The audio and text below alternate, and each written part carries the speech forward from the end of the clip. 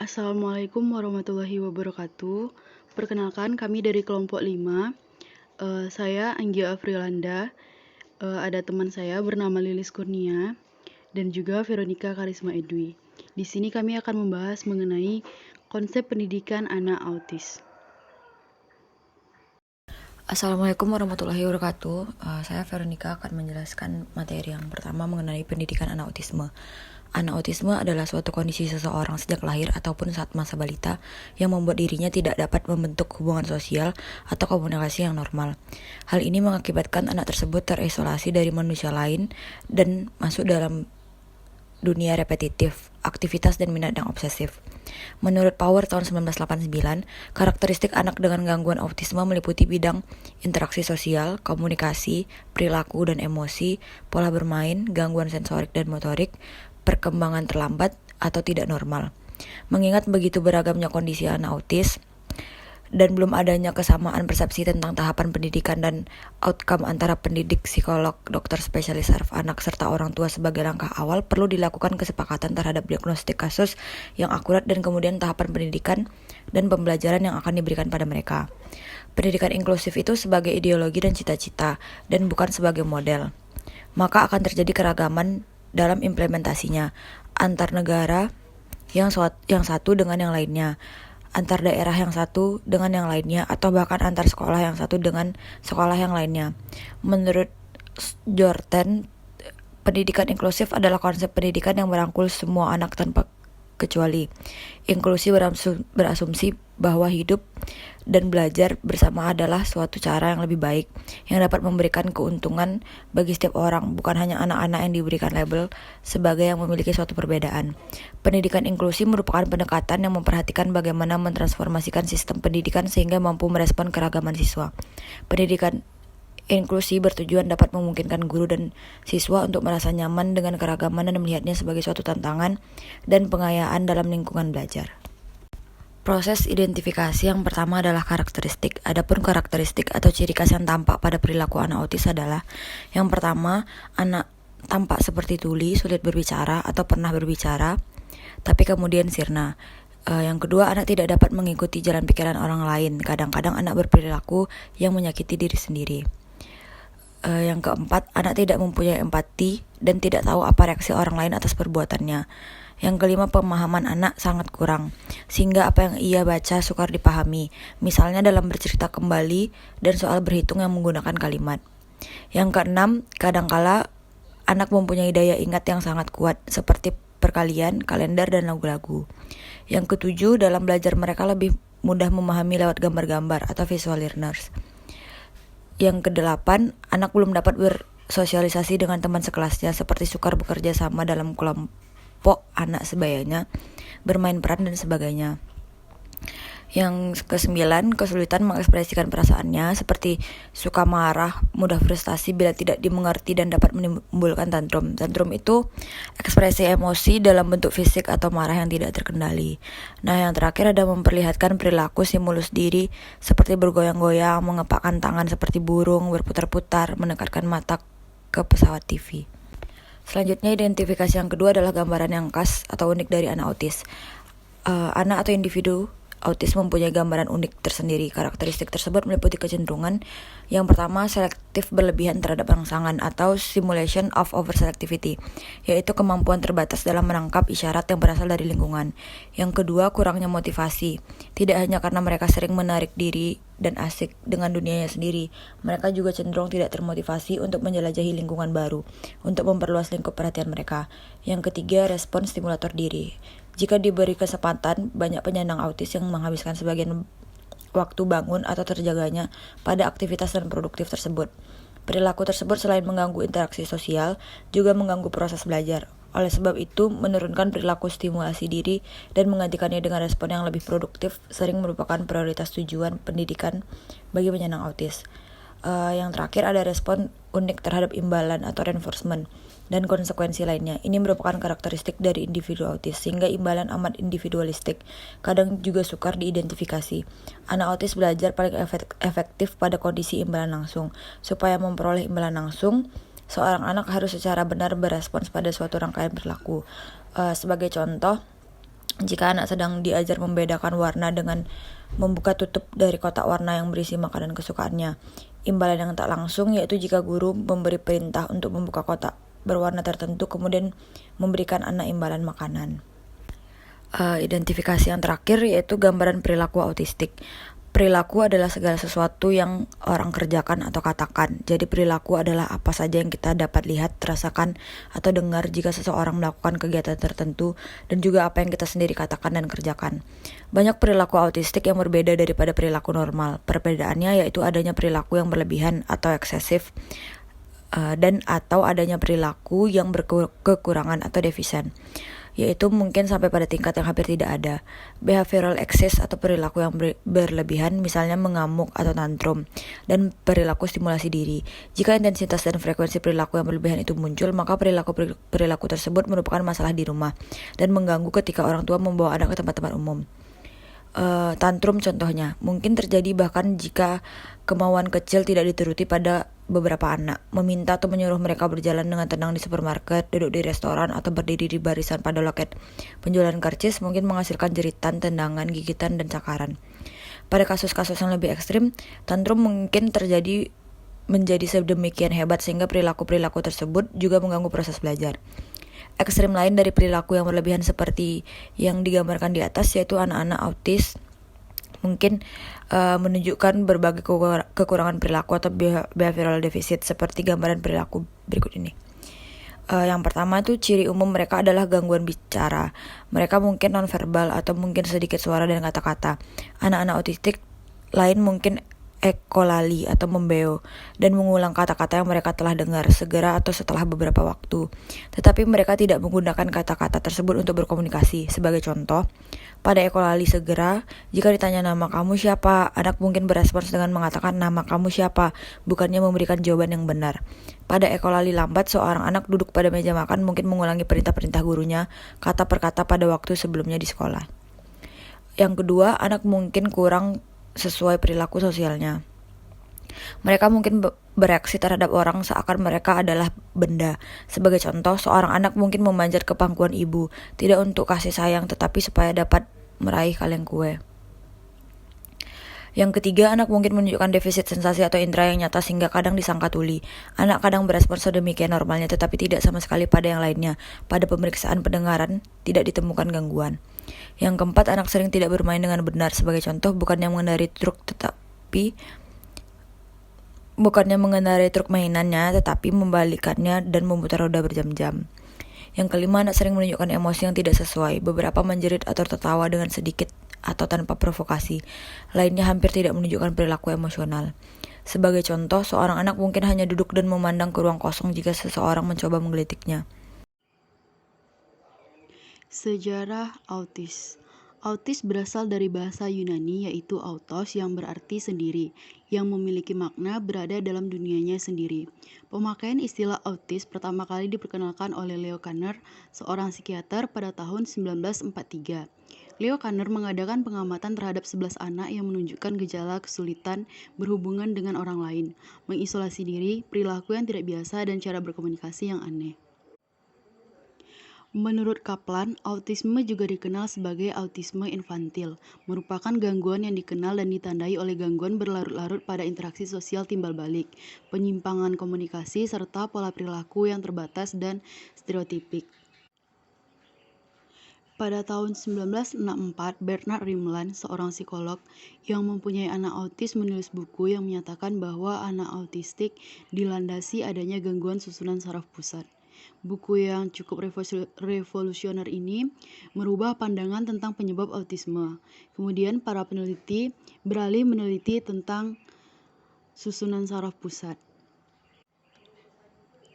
Kemudian pada permulaan tahun 1990, beberapa peneliti seperti Margaret Bauman dan Eric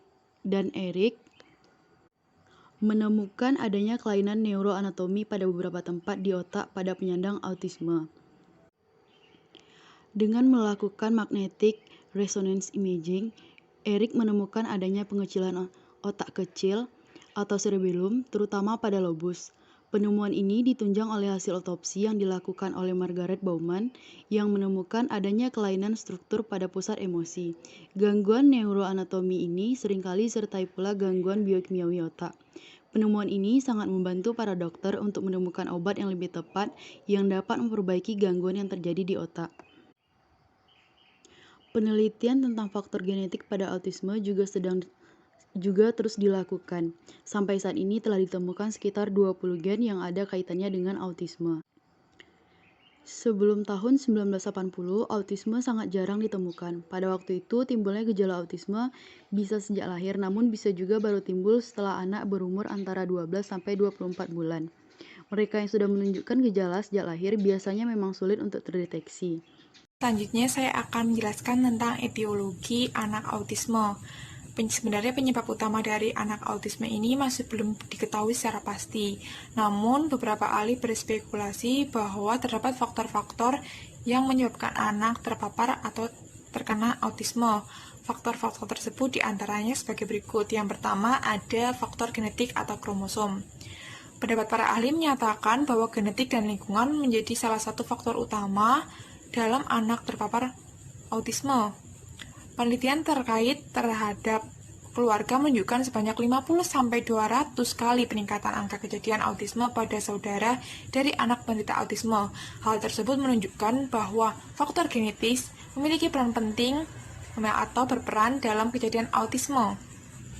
Dalam satu studi yang meneliti tentang anak kembar, terdapat kemungkinan sebanyak 90% anak akan mengalami autisme jika salah satu si anak menyandang autisme. Namun, untuk anak yang kembar tidak identik hanya sebesar 5-10% saja. Hal tersebut, walaupun demikian, sampai sejauh ini tidak ada gen spesifik autisme yang teridentifikasi.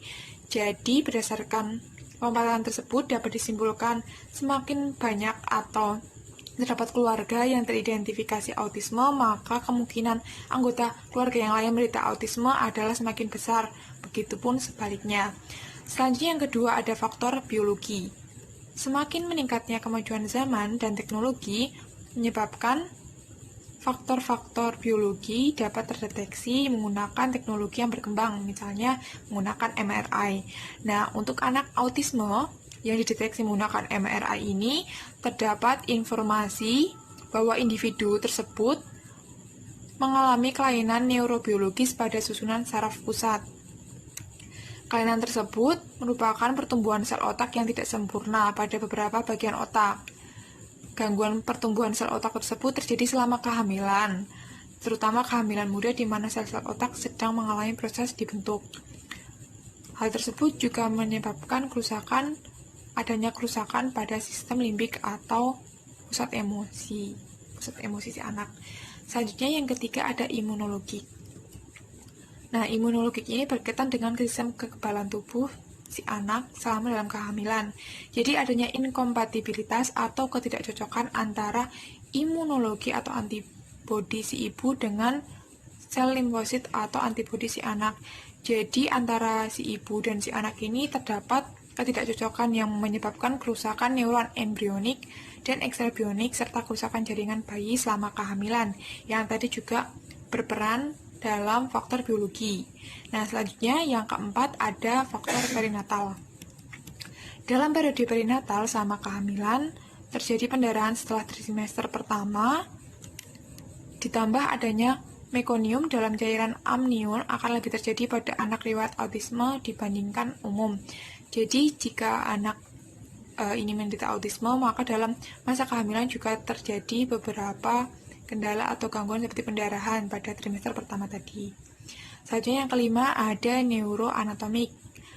Sama halnya dengan faktor biologi, setelah dilakukan MRI ini dapatkan informasi bahwa volume otak anak autisme ini lebih besar daripada volume otak anak pada umumnya.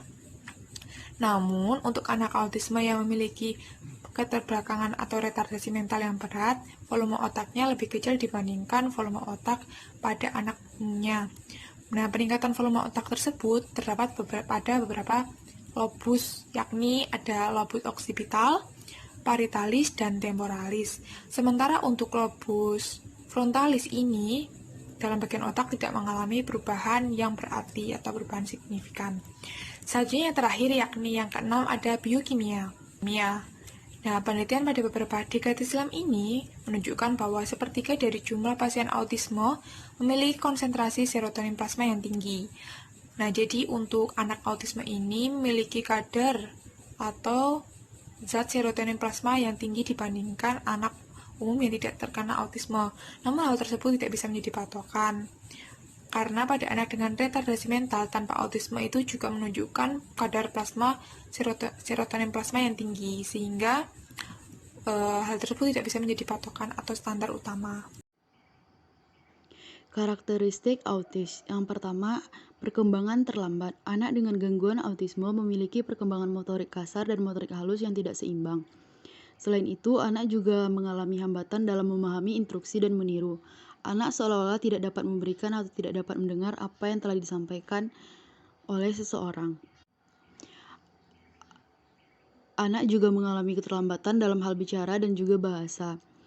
Anak autis tidak tertarik dengan kehadiran orang lain. Anak dengan gangguan autis mengalami kesulitan dalam melakukan hubungan komunikasi dengan orang-orang sekitarnya.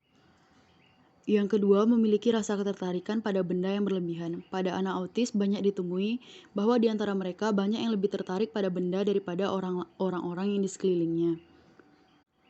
Anak autis mampu mengamati benda dalam waktu yang relatif lama, yaitu bisa sepanjang waktu. Bisa bermain dengan benda yang dipegang atau diamatinya sambil tertawa, bahkan dapat memiliki rasa marah terhadap benda. Yang ketiga, menolak ketika dipeluk. Anak autis akan memberikan reaksi penolakan ketika ada orang lain yang akan memeluknya. Yang keempat, memiliki kelainan sensoris. Anak autis cenderung memiliki kelainan sensoris, misalnya, anak akan menunjukkan kemarahan yang tinggi hingga meledak-ledak apabila keinginannya tidak terpenuhi. Beberapa anak autis ada yang sering melukai dirinya sendiri, misalnya membenturkan kepala ke dinding, dan anak tidak merasakan kesakitan. Yang kelima, memiliki kecenderungan melakukan perilaku yang diulang-ulang. Anak autis memiliki kecenderungan melakukan gerakan yang berulang-ulang seperti bertepuk tangan atau memutar tangan. Sedangkan menurut Suryana, karakteristik anak autis ada beberapa bidang. Yang pertama, dalam komunikasi. Perkembangan bahasa lambat atau sama sekali tidak ada. Anak tampak seperti tuli, sulit berbicara atau pernah bicara tetapi kemudian sirna. Kadang kata-kata yang digunakan tidak sesuai artinya. Mengoceh tanpa arti berulang-ulang dengan bahasa yang tidak dapat dimengerti orang lain. Kedua, interaksi sosial. Penyandang autistik lebih suka menyendiri, tidak ada atau sedikit kontak mata, atau menghindari untuk bertatapan, tidak tertarik untuk bermain bersama teman. Bila diajak bermain, ia tidak mau dan menjauh. Yang ketiga, gangguan sensoris. Sangat sensitif terhadap sentuhan seperti tidak suka dipeluk. Bila mendengar suara keras langsung menutupi telinga. Senang mencium-cium, menjilat mainan atau benda-benda. Tidak sensitif terhadap rasa sakit dan rasa takut. Yang keempat ada pola bermain. Tidak bermain seperti anak-anak pada umumnya. Tidak suka bermain dengan anak sebayanya. Tidak kreatif, tidak imajinatif. Tidak bermain sesuai fungsi mainan. Senang akan benda yang berputar seperti kipas angin, roda sepeda. Yang kelima ada perilaku, dapat berperilaku berlebihan atau hiperaktif atau kekurangan. Yang kedua, memperlihatkan perilaku stimulasi diri seperti bergoyang-goyang, tidak suka pada perubahan, dapat pula duduk bengong dengan tatapan kosong. Selanjutnya ada emosi, sering marah-marah tanpa alasan yang jelas, tertawa-tawa, menangis tanpa alasan, temper tantrum, kadang suka menyerang dan merusak, kadang-kadang anak berperilaku yang menyakiti dirinya sendiri. Baiklah, selanjutnya saya akan menjelaskan tentang dampak gangguan dan aspek perkembangan anak autisme. Autisme termasuk dalam kategori gangguan perkembangan pervasif yang dikarakteristikkan dengan penyimpangan interaksi sosial timbal balik, keterampilan komunikasi yang terlambat, serta kumpulan aktivitas dan minat yang terbatas, tidak seperti pada anak kebanyakan. Nah, dampak gangguan dan aspek perkembangan yang pertama adalah dalam bidang komunikasi. Anak autisme menyebabkan gangguan kemampuan pada balita untuk mengerti arti dan tujuan bahasa badan, tulisan, dan bicara. Contohnya, ketika kita berbicara dengan anak autisme tidak atau kesulitan untuk mengerti apa yang kita bicarakan, mengulang perkataan orang lain, serta meracau. Tersebut merupakan salah satu contoh kesulitan dalam bidang komunikasi. Selanjutnya yang kedua dalam interaksi sosial. Nah, dalam interaksi sosial, menurut anak autisme ini menjadi salah satu hal yang sulit, membingungkan, dan menakutkan. Karena memang dari komunikasi, anak autisme terhambat, sehingga dalam interaksi sosial juga menyebabkan terhambatnya interaksi sosial. Terhambatnya interaksi sosial meliputi kelainan bicara, kepekaan sensori, obsesi, keterikatan kesatuan kesamaan, dan tantrum. Contohnya ketika dia dipanggil, dia tidak menengok, asik dengan dunianya sendiri, menjauh dari kerumunan, dan lain-lain. Selanjutnya yang ketiga dalam emosi. Penderita autisme ini memiliki gangguan emosional sehingga kurang bisa atau mengendalikan emosinya. Nah, sebagaimana anak-anak normal, contohnya anak autisme ini bisa tertawa, sedih, atau gembira tanpa sebab yang jelas atau tanpa sebab apapun. Hal tersebut juga bisa disebabkan ketika dia tidak mendapatkan keinginannya, maka dia akan lebih menangis histeris dan lain-lain. Selanjutnya yang keempat ada dalam hal sensori dan penginderaan. Anak autisme ini memiliki gangguan dalam sensori dan penginderaan. Contohnya, dia senang untuk mencium atau menjilat benda-benda tertentu, tidak pada umumnya, misalnya dengan frekuensi yang sering atau terpaku dengan benda-benda tersebut. Selanjutnya menutup telinga secara tidak normal jika mendengar suara-suara yang keras atau bunyi-bunyi tertentu, dan tidak senang memakai baju yang berbahan kasar atau lain-lainnya. Selanjutnya intervensi pendidikan. Intervensi yang dapat digunakan salah satunya yaitu Applied Behavior Analysis atau ABA. ABA adalah sebuah pendekatan psikologi pendidikan yang digunakan untuk membantu proses pembelajaran anak-anak dalam spektrum autisme. Anak dengan kebutuhan khusus memiliki Individual Education Plan yang disesuaikan dengan kebutuhan anak. Pada IEP, salah satu metode yang digunakan untuk mengajarkan materi pada anak autis adalah menggunakan Applied Behavior Analysis atau ABA. ABA merupakan metode yang banyak digunakan dalam memodifikasi perilaku pada anak autis. ABA merupakan studi ilmiah yang mengenai perilaku yang menyebutkan bahwa suatu perilaku dipengaruhi oleh lingkungannya, baik lingkungan fisik maupun sosial. Stimulus yang diberikan pada anak autis dapat membantu dalam menentukan perilaku yang diharapkan. ABA menggunakan prinsip keperilakuan dalam memodifikasi perilaku anak.